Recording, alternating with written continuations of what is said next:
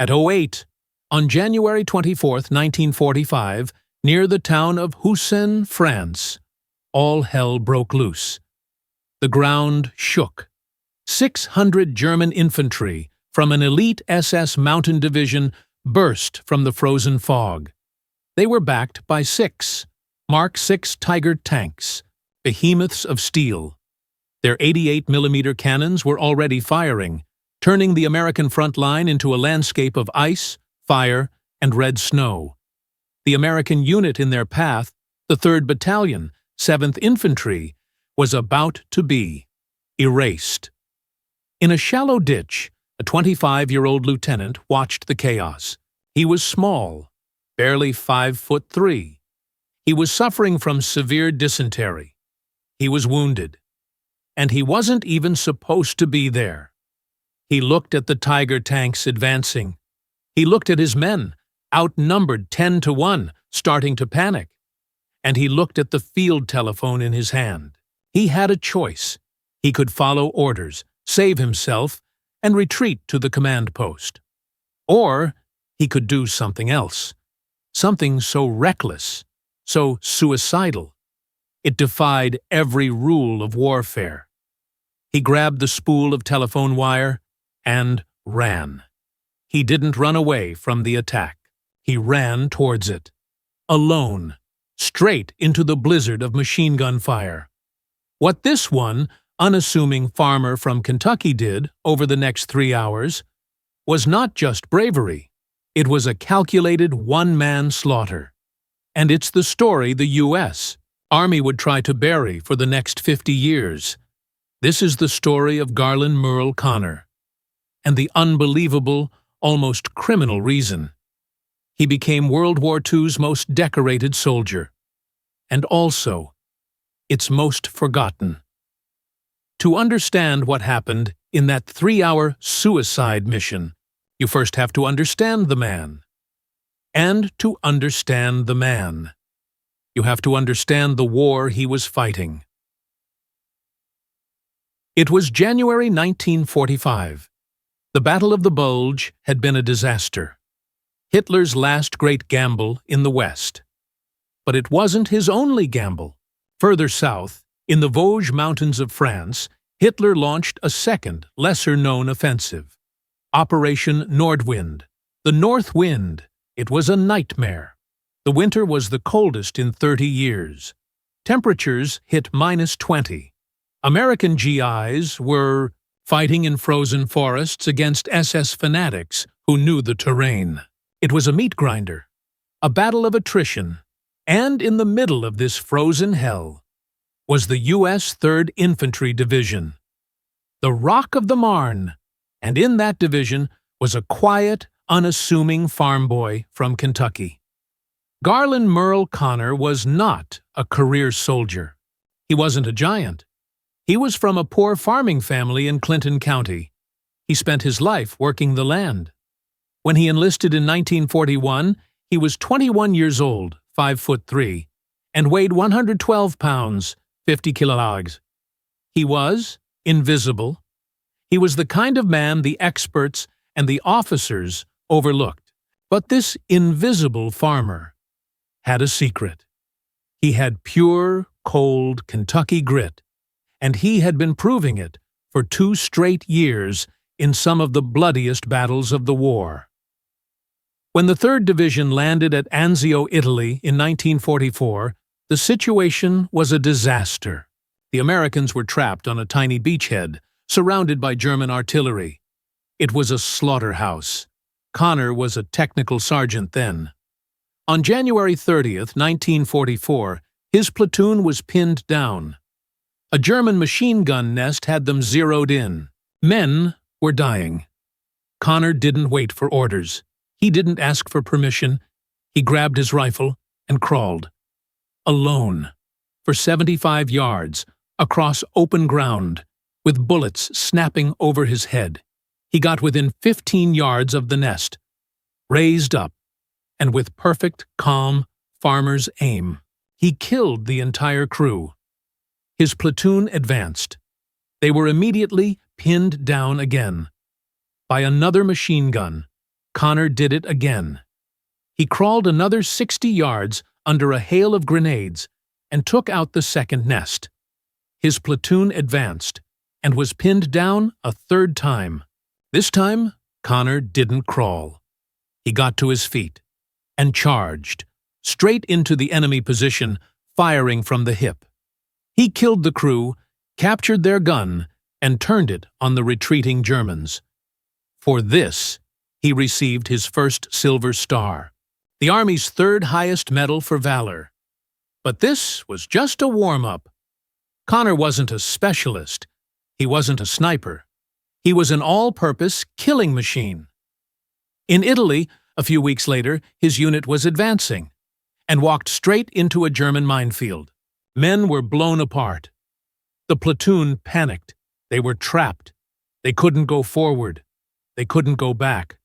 Conner, under intense machine gun and mortar fire, got on his hands and knees and began crawling into the minefield.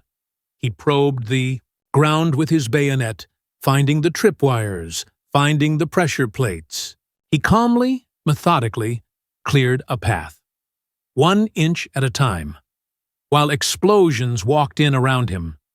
He then stood up, in the minefield, and guided his men, one by one, through the path he had cleared. He saved his entire platoon. For this, he received his second Silver Star. Do you see the pattern? This 5'3" farmer was not human. He was an elemental force. The Army command was starting to notice. The experts were baffled. How was this one man, who looked like a boy, doing this? They didn't understand. Conner wasn't fighting for doctrine. He wasn't fighting for regulations. He was fighting for the men beside him. He was fighting to get home to his farm. And he had a simple, brutal logic. The only way home is through them. Then came southern France. August 1944. Operation Dragoon. The 3rd Division was pushing inland. The Germans were retreating, but they were fighting for every inch. Near the town of Voiron, Conner's company was ambushed. A German machine gun, hidden in a house, tore into them. The company commander was killed. The unit was leaderless, shattered, bleeding in the street.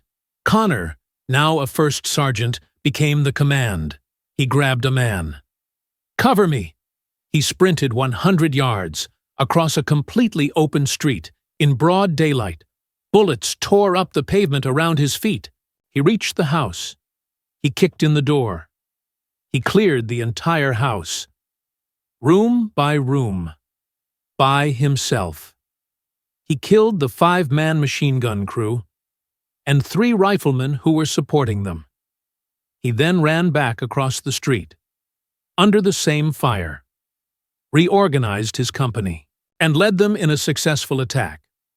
For this, he received his 3rd Silver Star. Are you counting? That's 3 Silver Stars. Most career soldiers. Most generals. Don't see one. Conner got 3. In less than 9 months. But he was also collecting other medals. A Bronze Star for crawling 150 yards to rescue a wounded officer, dragging him back while under artillery fire. A 2nd Bronze Star for single-handedly destroying another machine gun nest. A 3rd Bronze Star. 4. We don't even know. The records are so dense with bravery, it's hard to tell. And Purple Hearts. He was wounded at Anzio. Shrapnel. He was wounded again in France. A bullet. He was wounded a 3rd time. By December 1944, Garlin Murl Conner was broken. He had been in combat for 28 months. He had seen more fighting, more death, than any 10 men. He had severe dysentery. His wounds were infected. He had lost 30 pounds from his already small frame. He was done. The Army, for once, did the right thing. They pulled him off the line. They gave him a battlefield commission, made him a lieutenant, and they reassigned him as the intelligence officer of the 3rd Battalion. This was the doctrine. His new job was safe. He was supposed to sit in a command post, 2,000 yards behind the front line. He was supposed to read maps, write reports, and survive. His commanders, his friends, his own men. They all told him, "Murl, you've done enough. Go to the rear. Go home." Conner looked at them. He looked at the maps, and he looked at the green replacement troops, kids, being sent to the front line to face the SS, and he said, no. This was his illegal modification. This was his refusal of the scope. He would not sit in a bunker while other men died. He would not follow regulations. When he knew, with his farmer's logic, that the experts were wrong. He knew the war wasn't over. He knew the Germans had one more push. And he knew that his men would need him. So, for the next month, Lieutenant Garlin Murl Conner, the wounded, sick, 5'3" intelligence officer, broke every rule in the book. He didn't stay at the command post every day. He'd leave his safe bunker and sneak up to the absolute front line.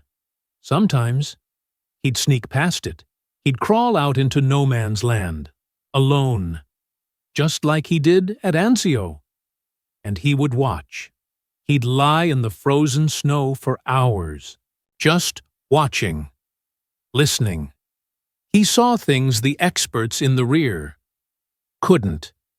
He saw the pattern of the German patrols. He saw where the SS were massing for an attack. He saw where the Tiger tanks were hiding. He was a ghost.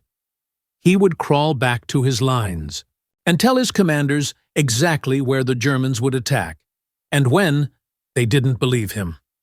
"Lieutenant, you're an S2. Your job is reports. Stay off the line." "Conner, you're sick. You're seeing things. Go to the aid station." He was the E2E mechanic telling the engineers the plane was broken, and they ignored him. This disobedience earned him his 4th Silver Star on one of his illegal scouting missions. He saw a fellow officer, a friend, get hit by a mortar. The man was lying in the open, bleeding out. Conner, again, ran into the open.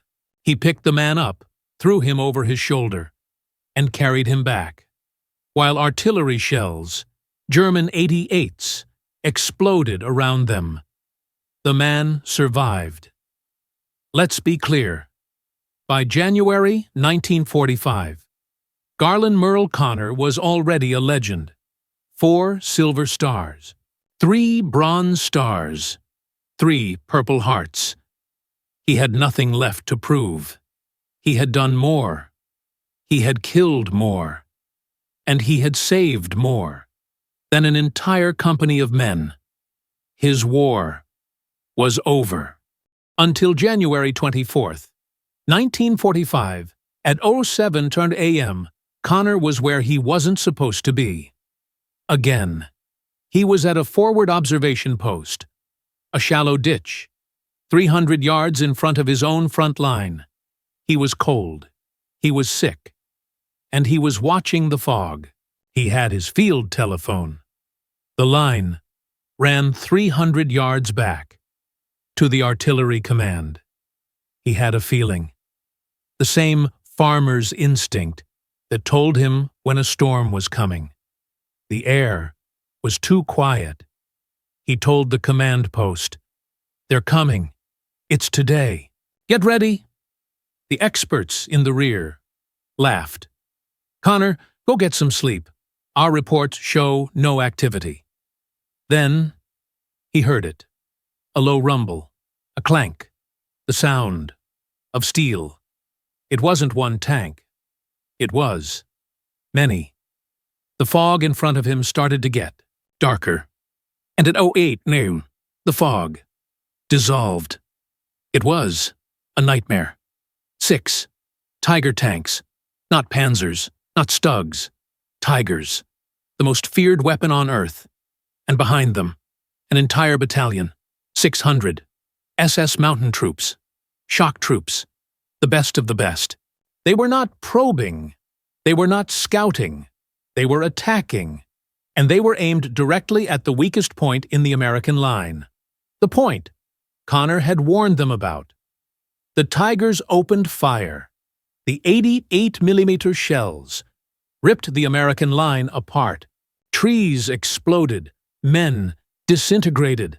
The American machine guns tink, tink, tink off the Tigers' armor, useless. The 600 SS infantry, screaming, charged forward. Conner, in his ditch, 300 yards in front of his friends, watched his company, his men, begin to break. He saw them start to run. He saw the panic. He knew that in 60 seconds, they would all be dead. The line would be broken. The Germans would be through. The experts were wrong. The regulations were wrong. Everything was wrong. He looked at his field telephone.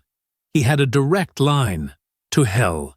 He was connected to the entire American Artillery Command, dozens of 105mm and 155mm howitzers, just waiting for a target. He was an S2, an intelligence officer. His doctrine, his orders, were to observe, report, and retreat. He was supposed to save himself. He saw the lead Tiger, 500 yards away from him.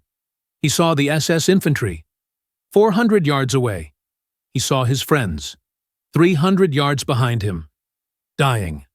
Garlin Murl Conner, the 5'3" farmer, the man who was already a hero, the man who was sick, wounded, and broken, made his choice. He was not going to retreat. He was not going to run. He was going to hunt. He unspooled his telephone wire. He checked his connection. He picked up the receiver. And he did not stay in the ditch. This is the moment. The story becomes unbelievable. He left the safety of his forward ditch and began to crawl towards the 600 SS, towards the 6 Tiger tanks. He moved 40 yards further into no man's land. He found a small crater, barely 3 feet deep. He unspooled his wire. He laid down in the snow. He was now 250 yards in front of the American lines. He was in the middle of the German attack. The 600 SS were advancing past him, on his left and on his right. He could hear them shouting in German. He could smell the diesel fumes from the Tigers. He was surrounded. He picked up the phone. He got the artillery commander on the line. The commander, in the rear, was in a panic. "Conner, what is your position? We have to pull back." Conner's voice was calm, cold, the voice of a farmer, looking at a storm. He said, "I am 200 yards from the enemy. They are all around me." The commander was confused. "What? What are you doing? Get out of there." And this is what Garlin Murl Conner said next, a line that should be in every history book. He said, "Sir, I want you to bring the artillery directly on me." The artillery commander on the other end of the line was silent. What Conner had just requested wasn't bravery. It was suicide. Artillery doctrine had one unbreakable rule.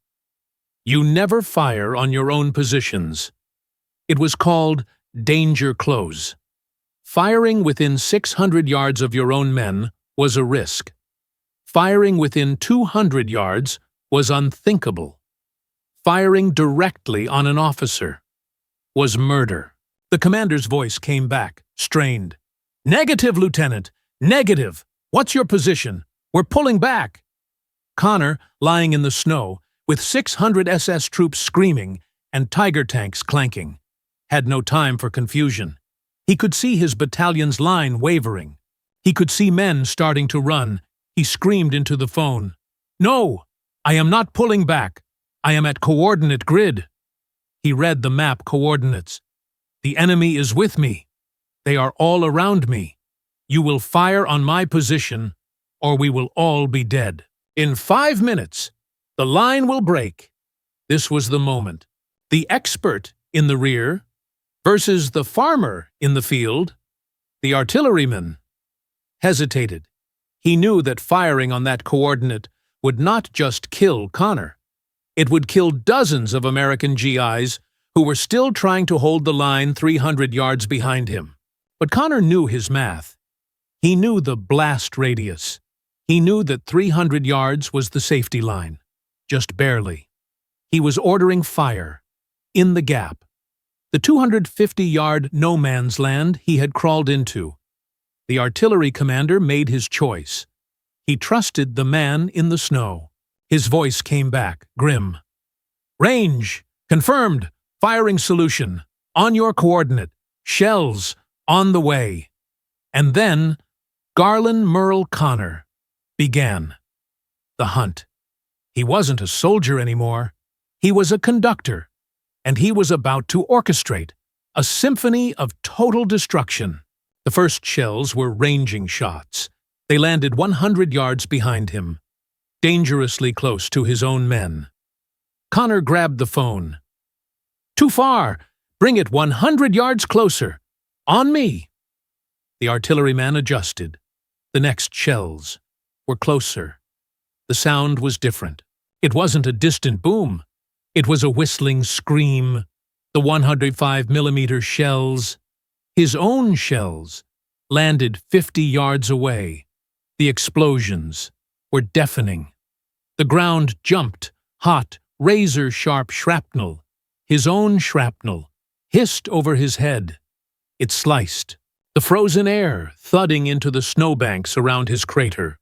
He was inside, his own kill zone. And now, he went to work. He looked up. The lead Tiger tank, the one that had started the attack, was 200 yards away. It had stopped. It was a mobile fortress, firing its 80mm cannon.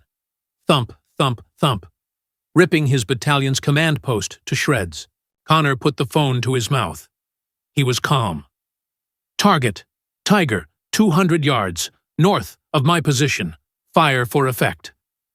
The commander in the rear relayed the order. Fire for effect. Dozens of guns, all at once, fired. Conner did not flinch. He watched. The sky tore open. A wave of high-explosive shells walked across the snow, directly towards the Tiger tank. The shells blanketed the area. The SS infantry around the tank vanished. They didn't fall. They disintegrated. 1, 2, 3, 5. Direct hits on the Tiger. The 80-ton behemoth shuddered. Its 80mm gun went silent. The tank was dead. The experts in the rear were cheering. They had stopped a Tiger. Conner didn't pause. He was already scanning for his next target. He was the simple trick.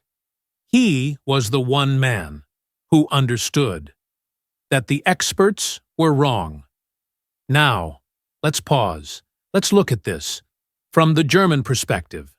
The German attack was being led by an experienced SS Sturmbannführer, Major, a veteran of the Eastern Front. He had seen everything. He looked at the American GIs as soft farmers, shopkeepers, not real soldiers. His plan was perfect. His intelligence was perfect. The Americans were not expecting an attack. His 6 Tiger tanks were invincible. This was not a battle. This was a cleanup. The attack began at 08:00. By 08:05, everything was going to plan. The American line was breaking. He could see them running. He smiled. He gave the order for his lead tiger, Tank 101, to advance and destroy the command post. Victory was minutes away, and then it happened. The sky exploded. But this was not the random panicked artillery he expected. This was different. It was accurate. He watched, in horror, as his lead tiger, his invincible machine, was blasted into scrap metal. His cleanup had just stopped. The major was confused. How? How? Did they do that? His men reported. No, American spotters. The Americans were retreating. It must be a lucky guess, a 1 in a million shot. He was furious. He screamed into his radio, "Advance! All units! Do not stop! Vorwärts!" He ordered his second Tiger tank to move up, and he ordered his elite SS infantry to charge, now, back to Conner. He saw the second Tiger moving up. He saw the wave of 600 SS stand up and begin to charge. They were screaming. They were 400 yards away. Conner was calm. He was a farmer, planning his harvest. He knew he could not stop them all at once. He had to break their will. How do you do that? You don't kill the men. You kill their leaders. He scanned the charging wave, ignoring the bullets that were snapping past his head. He was looking for the officers, the men with the maps. He was looking for the radio men, the men with the antennas. He was looking for the machine guns, the MG-42s. That gave them courage. He saw them, a cluster of SS running together, an MG-42 team setting up. Conner put the phone to his mouth. Target MG-42, 300 yards, center, fire. The sky screamed. The MG-42 and its 5-man crew vanished. He saw another group, an officer, waving his arm, pointing. Target, officer, 250 yards, left flank, fire. The sky screamed.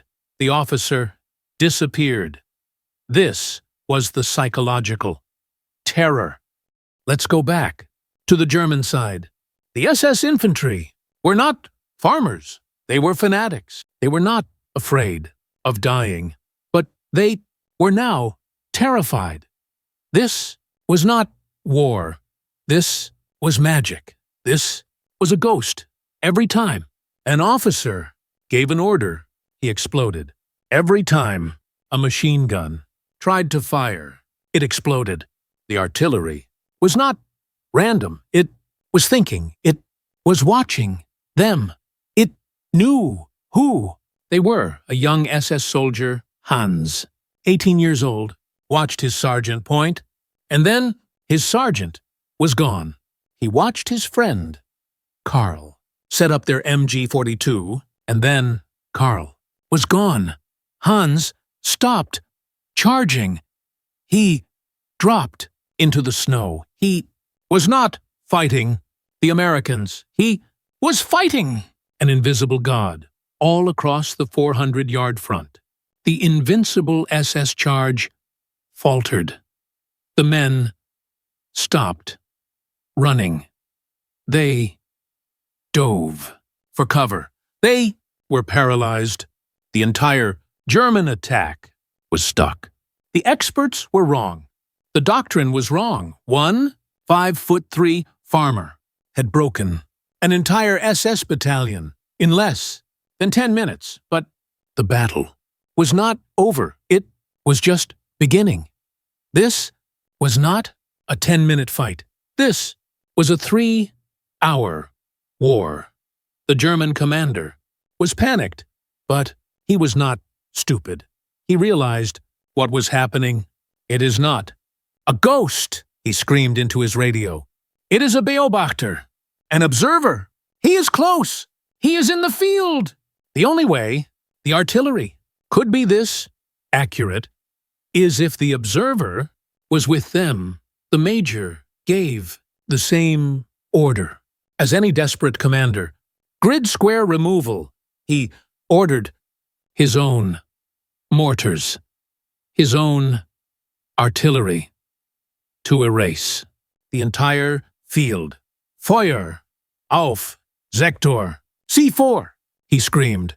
Fire on Sector C4. The exact grid Conner was in now.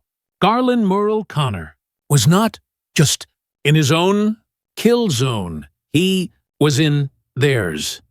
For the next 2 hours, Conner lay in that crater. He was in hell. His own 105mm shells were exploding 50 yards in front of him. German 81mm mortars were exploding 100 yards behind him. Shrapnel from both armies filled the air. The noise was not sound. It was a physical force.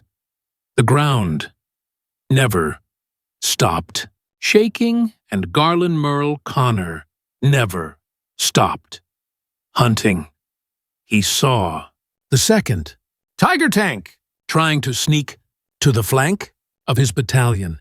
He screamed into the phone over the explosions. Tiger, moving east, 400 yards. Stop it, the sky screamed. The shells walked up to the tank. A direct hit broke its tread. The tank was crippled. It spun in a circle. It became a steel coffin. 2 Tigers down.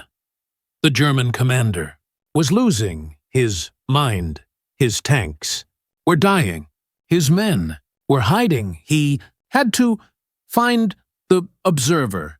He ordered his 3rd and 4th Tiger not to attack the Americans, but to hunt the observer. He told them to fire their 80 mate me cannons at every ditch, every crater, every possible hiding place in the field. And then it happened. A German mortar, fired by a terrified crew, flew over the field. It landed 10 yards, 10 from Conner's crater. The concussion was unimaginable. It lifted his 112-pound body out of the ditch. It slammed him back onto the frozen ground. His teeth rattled. His wounds from France tore open. A new piece of shrapnel buried itself in his hip. He was bleeding heavily. He ignored it. He crawled back into the crater. He felt the hot blood soaking his pants. He picked up the phone. His voice was still calm. Target, mortar position, 600 yards, northwest. Silence them. The sky screamed. The mortars went silent. This was grit. This was the farmer's logic. The only way to stop the pain was to win. He kept fighting for another hour. He broke every new German attack. He crippled a 3rd Tiger. He was winning. He was winning. And then disaster. The fatal flaw. The broken machine. A German 88mm shell fired from one of the hunting Tigers screamed over his head. It was not aimed at him. It was aimed at the American line 300 yards behind him. But that is exactly where his wire was. The shell exploded. It cut The line, the phone, in Conner's hand, went dead. Silence. The artillery commander, in the rear, panicked. Conner! Conner! Report! Murl! Report! Nothing. The ghost was gone. The commander stopped firing. The German major, on the German side, heard the silence. The American artillery stopped. He smiled. The ghost was dead. The observer was dead. His mortars, his tanks had found him. He screamed into his radio. The last order. Vorwärts! Alles Männer! Vorwärts! Forward, all men! Forward! The ghost is dead! Attack! The remains of the SS battalion, the last 3 Tiger tanks, rose from the snow. They began to charge. This time, nothing could stop them. Conner, in his crater, was now truly alone. He was trapped. He was 250 yards inside the German lines, and he was bleeding out. He was a dead man. He looked at the dead phone in his hand. He looked at the broken wire leading back 300 yards across a field that was now swarming with charging SS. He looked at the advancing Tiger tanks. He had another choice. He could stay in the crater and die. He could surrender and die. Or he could do what Garlin Murl Conner always does. He could fix the broken machine. He left his crater.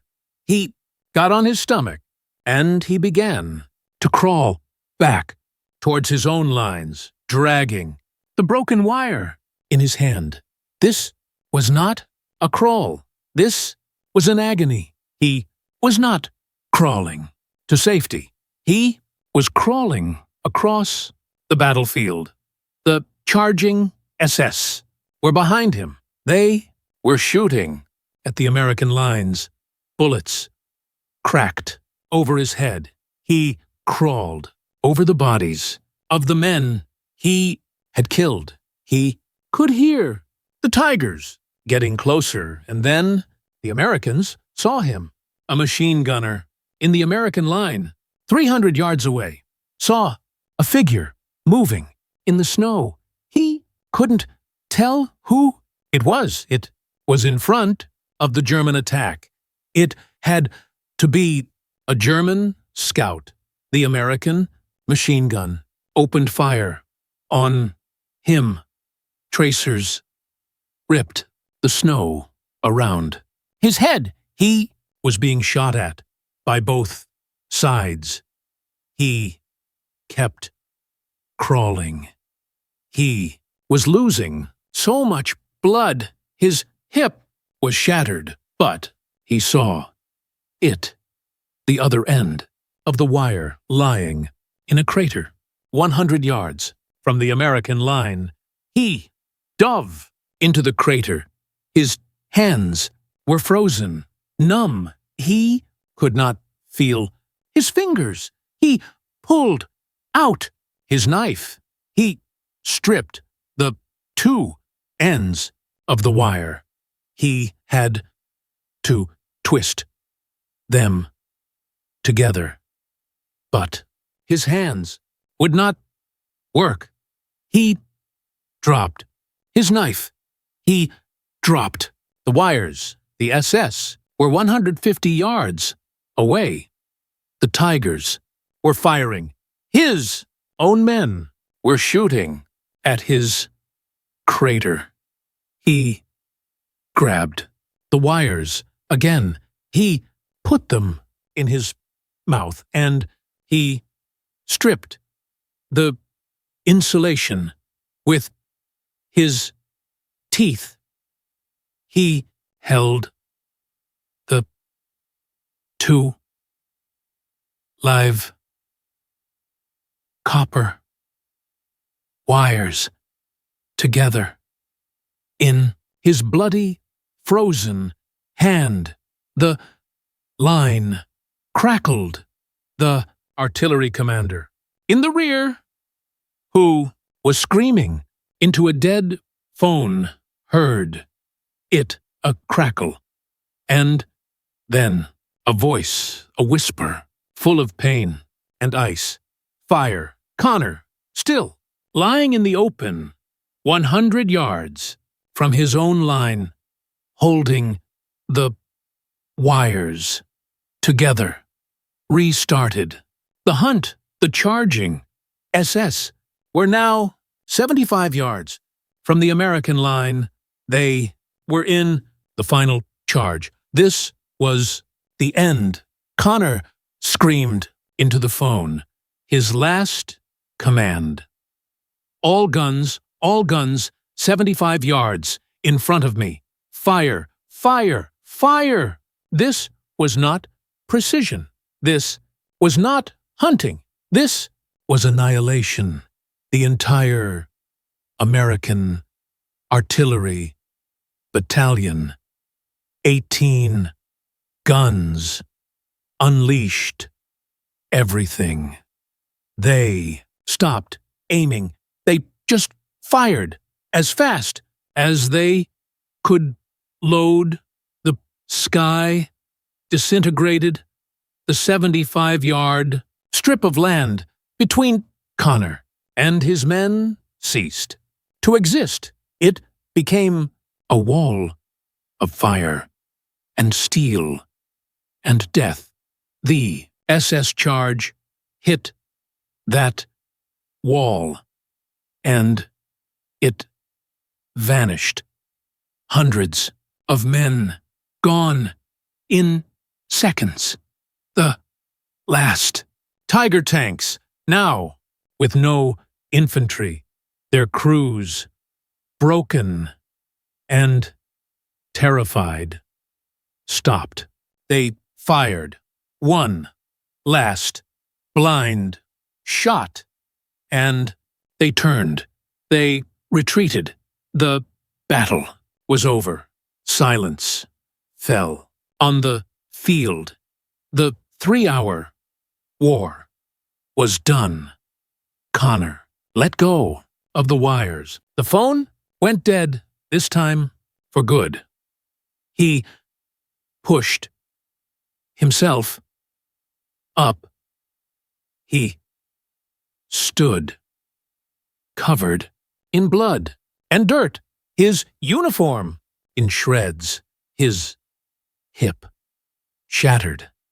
He began to walk the last 100 yards back to his own line. The American GIs, the machine gunners who had been shooting at him, stopped firing. They watched this ghost walk out of the smoke. They could not believe what they were seeing. He walked past the front line. He walked past his battalion commander, Lieutenant Colonel Smith, who had run up from the command post. Smith looked at this ghost, his face white. Murl, my God, I thought you were dead. Conner limped past him. He handed the commander the broken field telephone. His voice, a rasp. I had to fix the wire. And then Garlin Murl Conner, the farmer from Kentucky, collapsed into the snow. Lieutenant Colonel Smith, Garlin Murl Conner's commanding officer, stared at the man who had just collapsed. He was the ghost from the smoke. He was the man who had just saved them all. Smith knelt beside Conner. The medics were already there, frantically cutting away the shreds of his uniform. The sight was horrifying. The man was soaked in blood, not just his own. His hip was a mass of torn flesh and white bone. His hands were frozen into claws. His face was black from the cordite, the smoke, and the frostbite. His lips were split open and bleeding from where he had chewed the telephone wire. He was not a man. He was a sacrifice. The American GIs, the men who had been shooting at him, just watched. They were silent. They had just witnessed a miracle. They had been running. They had been panicked. And this one man, this 5'3" farmer, had refused to die. The medics lifted him. He was so light, 112 pounds. As they carried him away, the entire battalion watched. They did not cheer. They were in awe. It was the silence of respect. The ghost had saved them. The battle was over. Now came the accounting when the American patrols finally advanced into the field, the kill zone. They stopped. They could not believe what they were seeing. It was not a battlefield. It was a graveyard. The snow was not white. It was black from the explosions and red from the blood. There were no wounded. The artillery Conner had called was so accurate, so brutal.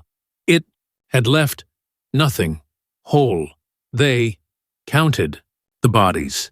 Over 50 SS dead. Hundreds more wounded, dragged away by their retreating comrades. They found the burning hulks of 3 Tiger tanks and 3 more crippled or abandoned. The entire German attack of 600 men and 6 Tiger tanks had been stopped, broken, and annihilated by one man. A man with a broken phone and unbreakable grit. This should have been the end of the story. This should have been the moment Garlin Murl Conner became the most famous soldier in the world. His commander, Lieutenant Colonel Smith, knew what he had seen. This was not a Silver Star. This was not a Distinguished Service Cross. This was not bravery. This was beyond human. Smith ran to his command post. He took a pen and he wrote the recommendation for the Medal of Honor, the highest award the nation can give. He didn't just recommend. He begged. He wrote, "This is the single greatest act of heroism I have ever witnessed." He described everything. The SS, the Tiger tanks, the 3-hour hunt, the call for fire on me, the broken wire, the crawl under fire, the teeth, the final stand. He sent the report up the chain, and this is where the story truly breaks your heart. This is the injustice the experts in the rear, the generals, the colonels, the paper pushers in the headquarters received the report. They read it, and they did not believe it. Think about it. You are a general. You are safe 20 miles behind the war. You are reading hundreds of reports every day. Heroism, bravery, distinguished action, and you get this report. A 5'3" lieutenant who already has 4 silver stars ran into 6 Tiger tanks called artillery on himself for 3 hours, crawled under fire from both sides, fixed a wire with his teeth, and walked home. It sounds impossible. It sounds insane. It sounds like an exaggeration. It sounds like a mistake. The experts looked at the doctrine. They looked at the regulations. No soldier is trained to do this. No soldier could do this. No soldier would do this. It was the same logic that told officers that doctrine is everything. The experts knew better. This must be an error. The commander, Smith, must have been emotional. It's impossible. So they lost the paperwork. It vanished. It disappeared into the bureaucracy of the U.S. Army. The war was ending. Millions of men were going home. Who cares about one more report? About one more farmer from Kentucky? Garlin Murl Conner was sent to a hospital. His war was over. He was given his 4th Purple Heart. He was given the Distinguished Service Cross, the 2nd highest medal. Thank you for his service, but not the Medal of Honor, not the recognition for Jan 24th. One day, he saved them all. The Army had buried it. And what happens to a man who was the deadliest soldier in the world? When the war is over, what happens to the ghost? When the snow melts, Conner didn't complain. He didn't ask for fame. He didn't write a book. He never spoke about that day. He was a quiet man, a humble man. He went home, back to Kentucky. He married his sweetheart, Pauline. He was given a small farm by the government, a reward for his service, and for the next 50 years, Garlin Murl Conner, the most decorated soldier of World War II, the man who hunted Tiger tanks alone, did exactly what he did before the war. He farmed. He raised his family. He worked his land. He battled his wounds every single day. The shrapnel in his hip, the memories in his head. His neighbors knew he was a hero. They saw the DSC. They saw the 4 silver stars, but they did not know the full story because he never told them. He was a quiet hero.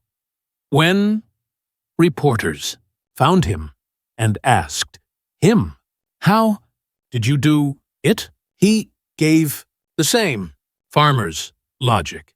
He shrugged.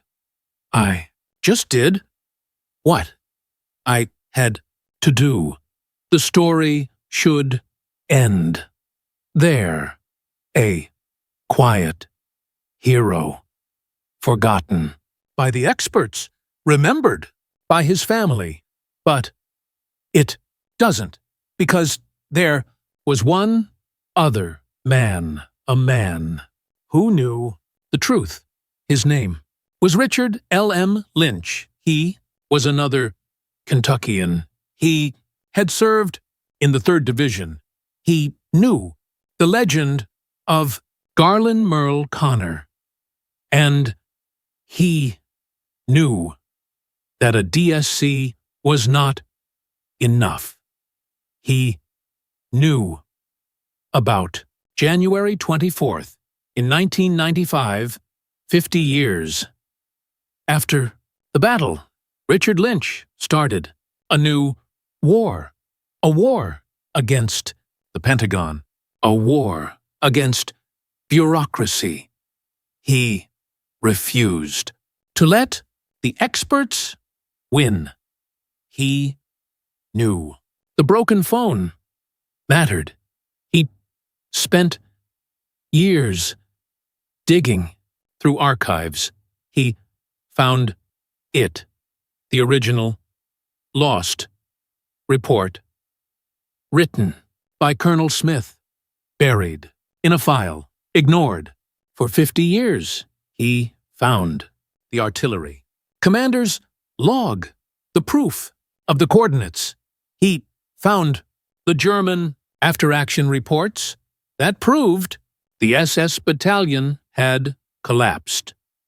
For no explainable reason, he found the witnesses, the men who were there, the men who saw the ghost walk out of the smoke, and he presented all of it to the U.S. Army. The Army read it. The new experts looked at the evidence, and this time, 50 years late, they believed it. The injustice was too big to ignore. The bureaucracy admitted it was wrong.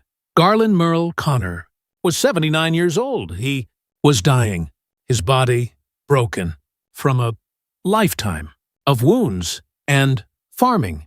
He was in a hospital bed in Kentucky, and the phone rang.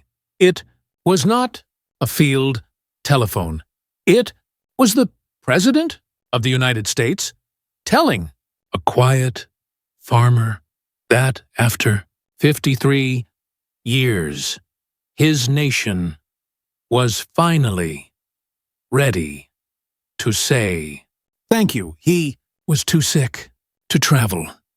He died just 2 months later, in March 1998. But before he died, he knew the experts hadn't won. He knew his story would be told.